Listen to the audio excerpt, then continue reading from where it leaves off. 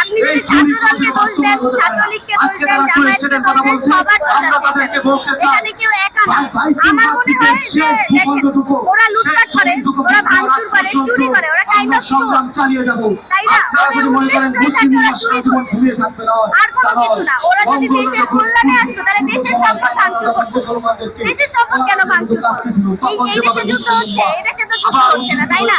এই দেশে আমরা শান্তিতে একটা স্ট্রাইক করবো, প্রোটেস্ট করবো, যাতে আমাদের দেখে মানুষ উজ্জীবিত হয়, অনুপ্রেরণা পায়। আমরা কেন ভাঙচুর করবো? অন্যান্য কান্ট্রিতেও তো প্রোটেস্ট গুলো হচ্ছে, ওরা তো আর ভাঙচুর করছে না, ওরা ভাঙচুর করে, চুরি করে, আর দোষ চাপায় ছাত্রদের ঘাড়ে যে ছাত্ররা করে। ছাত্ররা কি আদৌ এগুলো করে?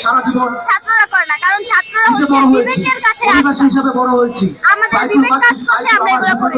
আমিও তো চাইলে যাইতে পারতাম, আমাদের এলাকায় বাটা শুরু করতে, আমি যাইতে পারতাম না?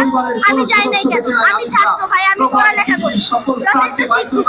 আর ভিডিওতে আমরা যখন দেখেছি চুরিতে, লুটপাটে, অনেকটাই মানে ওরা তো ছাত্র না, ওদের দেখলেই বোঝা যায় ওরা ইচ্ছাকৃত ভাবে চুরি করতে আসছে। আবার চুরি করে ফেসবুকে আবার জুতা বিক্রিও করে, মানে চুরি করে আসছে, আবার ওই জুতা ফেসবুকে সেল করতেছে, আবার এসে ফেসবুকে নিজেই নীতিবাক্যে পোস্ট করতেছে যে ছাত্ররা ভাঙচুর করে, লুটপাট করে। আদৌ কি ছাত্ররা করে?